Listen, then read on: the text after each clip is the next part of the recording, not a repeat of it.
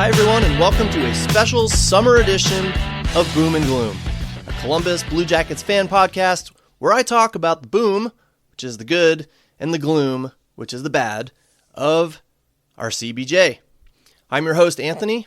You can find me on social media platforms using the handle Whaler Jacket, and, as I always say, I'm Ohio's longest suffering hockey fan. Nobody has watched hockey as long as I have as a Blue Jackets and Hartford Whalers fan, and have had less to cheer about. I firmly believe I'm the longest suffering hockey fan, maybe even in the entire Midwest United States. I'm 48 years old, and since I began watching NHL hockey around, I would say, the age of 9, I have never seen my favorite team advance past the second round of the playoffs. My favorite team, the Whalers, was ripped away from me, moved to North Carolina. My favorite AHL team, the New Haven Nighthawks, they ceased to exist. And, not to mention, my alma mater, Miami University, made it to the national championship game and was up by 2 goals with a minute left in the game and lost. They haven't been to a national championship since.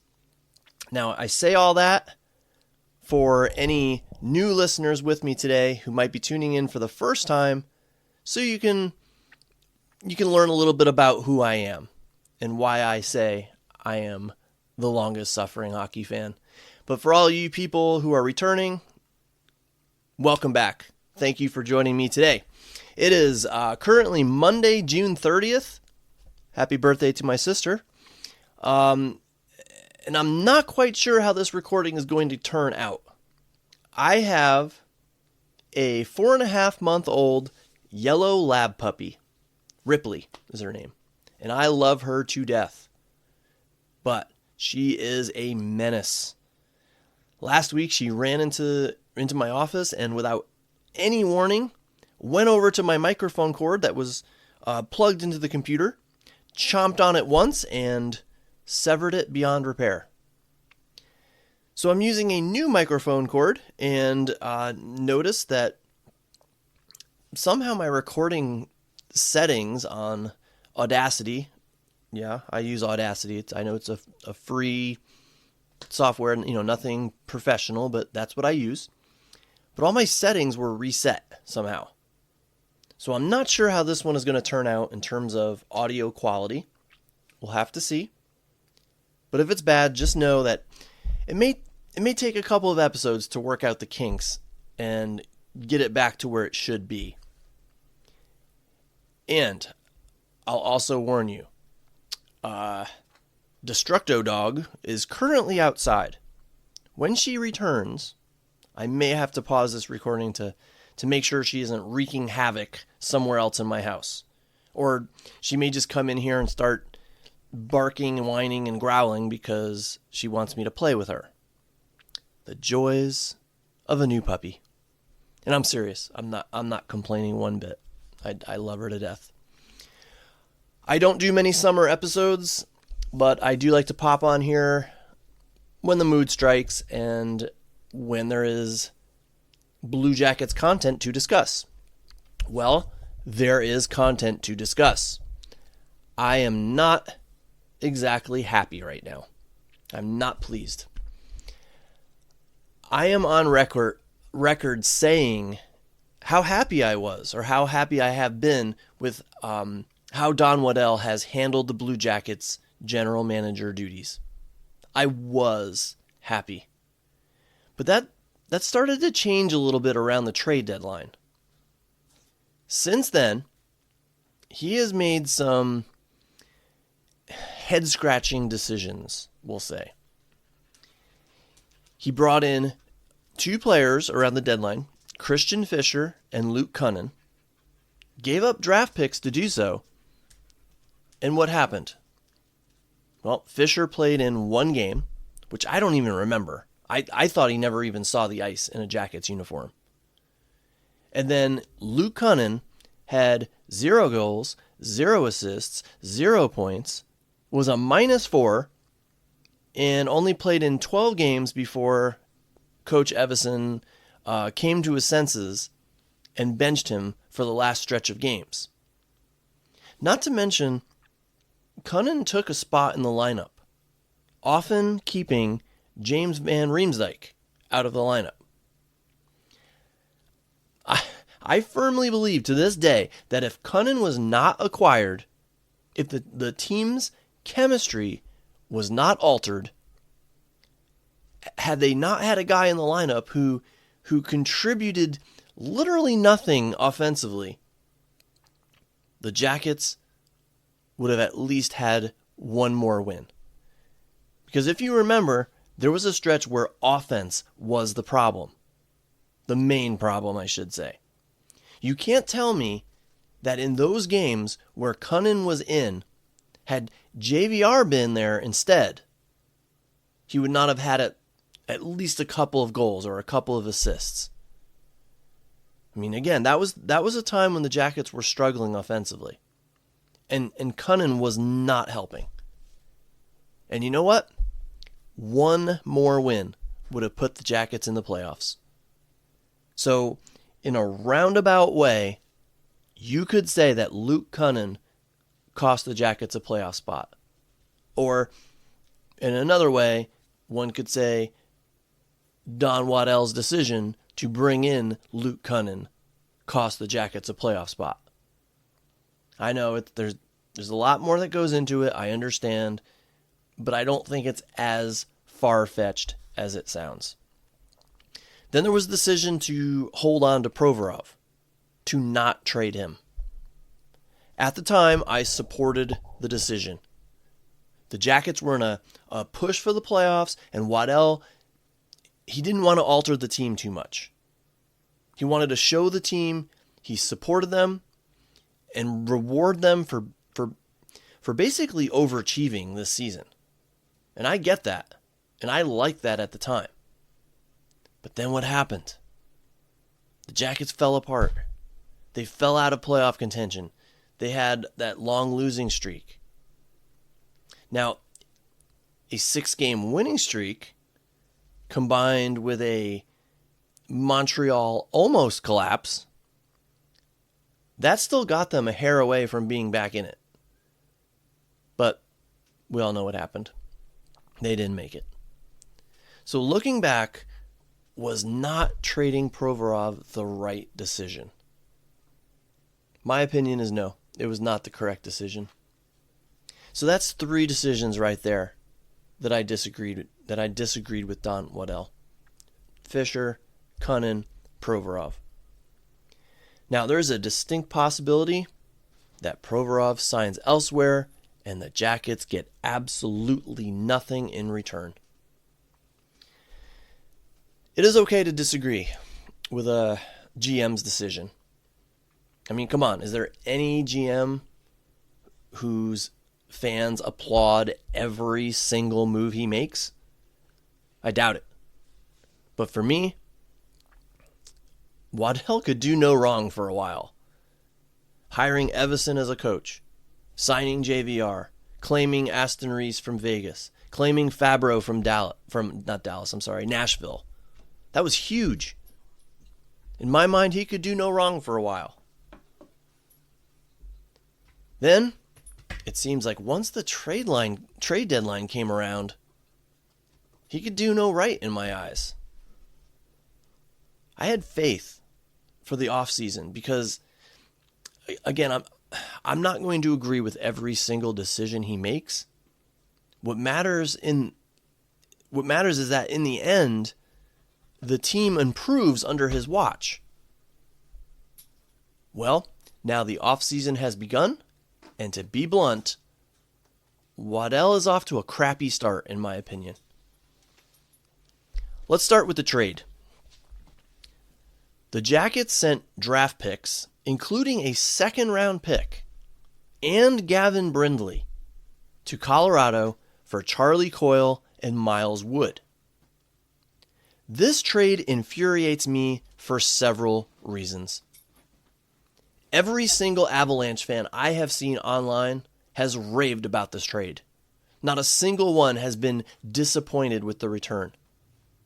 I saw an expert, supposedly an expert, rank the trade as a solid A for Colorado. He gave the Blue Jackets a B-. I haven't seen a single person out there who thinks we won this trade. I'm sure they exist, but I have not seen them. I've hardly seen any Jackets fans who are super excited about this trade. I've seen a couple, I admit that. But you can count me as one of the ones who is not excited. I'm not happy. First of all, let me start with Gavin Brindley. Brindley was considered a steal at the start of the second round of the draft a couple years ago. Granted, he had a bad year in the AHL last season. 6 goals, 11 assists in 52 games. His first professional season. But the kid is still a kid. He's still developing. And he lit it up in Michigan. He was good friends with Adam Fantilli. I had high hopes that they would one day be reunited on the Jackets. If you recall, the one NHL game that Brindley played in with the Jackets, that was when Fantilli was injured last season.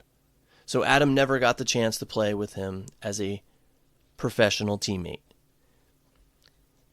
The Jackets gave up on him.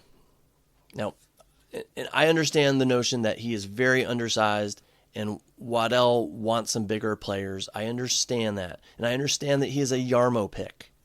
And he may not fit in with Waddell's vision. I get that. But it still stings. But what stings the most about it is because what else the Jackets gave up in this deal. They also sent Colorado a second-round pick and a third-round pick. Late-round picks, I might have been okay with. But a second-round pick? And a third? And Brindley? For who? Let's start with Charlie Coyle. I have no issues. I have no problem with Waddell bringing Coyle in. He brings experience. He brings a scoring presence. He brings size to the lineup. I'm just not happy about the price tag. Brindley and 2 draft picks for his contract. The Jackets will be paying him, I believe, if I look this up correctly, $5.25 million, which is fine because they have plenty of cap space to pay him, but it is only a 1-year deal. He has 1 year remaining on his contract. So unless he lights the world on fire, he will either be traded at the deadline, if, God forbid, the Jackets are not in the playoff picture again, or there's a good chance the Jackets don't re-sign him. He'll be 34, pushing 35 years old, I think. I'd have to check on that, and I'm going by my memory here. But he's already on the downswing of his career. And Waddell felt he needed to give up all those assets for him. And Miles Wood. Now, I confess, I'm not very familiar with Miles Wood. But I do know that there has been not a lot of positive stuff written about him. He apparently is a fourth liner with a lot of size and a lot of speed. But he apparently takes a crap ton of penalties and is very mistake prone. And he's signed for 4 years with a cap hit of $2.5 million. This was a cap dump for the Avalanche. The Jackets basically paid them to take almost $8 million off this year's cap hit. In my opinion, this was a horrible deal for the Jackets. Not because of Coyle. Not because of the player that we got or the players that we got in return. But because of the price paid to get them. Don Waddell should not have paid such a hefty price. I don't think that Wood and 1 year of 34-year-old Charlie Coyle is worth almost $8 million in salary and cap space, 2 high draft picks, and a prospect. To me, knee-jerk reaction here, Colorado fleeced us. And I don't like that feeling. After the acquisitions of Fisher and Cunnin and the lack of moving Ivan Provorov, and now this, I'm just not feeling very confident in Don Waddell's trade-making ability right now. I know he has a great track record. I understand that. He built Carolina into a great team. But right now, I'm just not feeling very good about it. Now, I do have to say, I am happy with one other trade that he did make. Destructo Dog is back, and I'm keeping her away from my microphone cord right now. But anyway, I am happy with one other trade that he made. I don't want to forget to mention, and that is Daniel Tarasov was traded to the Panthers for a draft pick. I am 100% on board with this trade. If they got a bag of pucks for him, I would have been happy. It just makes me wonder. Zito wanted him in Florida. The Panthers they've made Bobrovsky into a 2-time Stanley Cup winner. So now will Tarasov turn things around in Florida and make us wonder why it didn't work out for him in Columbus? Only time will tell on that one. And one more thing about the Coyle trade. He's a center. So is the plan to have him on the third line or the fourth line? If it's the third line, does that mean Cole Sillinger is going to be moved to wing? Does that mean Cole Sillinger is possibly on his way out in a trade? If he's on the fourth line, does that seal the deal, or seal the fate, I should say, of Sean Corrali not returning to Columbus? Questions that may be answered sooner rather than later, I guess, because free agency is about to start. All right. That brings me to the NHL draft. Let's talk about the Jackets' first round. And another thing I'm not happy about. Well, with their first pick, the Jackets drafted a defenseman, 6'4" Jackson Smith. And I'm good with this pick. Granted, he's a lefty, and the team really needs some more right-handed defensemen in their arsenal, but it's fine. Waddell said they really like Smith, so okay, I'm okay with that. But I'm not okay with what he did with the 20th overall pick. He picked a goaltender, and I'm not sure how to say his first name, so I'm going to say Peter. Peter Andrianov, and I'm not even sure if I'm pronouncing that last name correctly. He's a Russian goaltender, not particularly big, but he was highly rated. I think I read that he was the highest rated international goaltender. Okay, fine. Sounds good. But did they really need to grab him in the first round? Nitpicking there, maybe. You can take a goaltender in the first round. It's not unheard of course. But there are two things that bother me about this pick. Number one, well, he made the pick. I was hoping he would trade that pick for some other assets. Maybe use it as part of a package to shore up the defense or add a top 6 forward. But he kept it and used it on a goaltender. Number two, this goaltender apparently will not be able to play for the Jackets for at least 5 more years. Actually, I heard 6. I didn't confirm, but 6 years from now, 2031. And you're drafting him now? Using a first round pick to draft him now? This goaltender better be absolutely incredible and worth that wait. I mean, heck, Don Waddell might not even be GM of the Jackets 6 years from now. That is a long way down the road. And by the way, the reason for that, for the 5-6 years, is because I guess he's under contract in Russia. But that's a long way away before his contract is up and he can come over to North America. See, my thought is, unless the goaltender is out of this world good, like the second coming of Patrick Waugh or Martin Brodeur, like that good, you don't pick him this year when your team has more immediate needs. This honestly feels to me like a draft pick that's been flushed down the toilet. Drafting Russians who play under contract overseas, it's always a crapshoot anyway. And granted, I know it has worked out so far with Marchenko and Voronkov. But why roll the dice with a first-round pick on a player you know you won't see for 5 or 6 years? That makes no sense to me at all.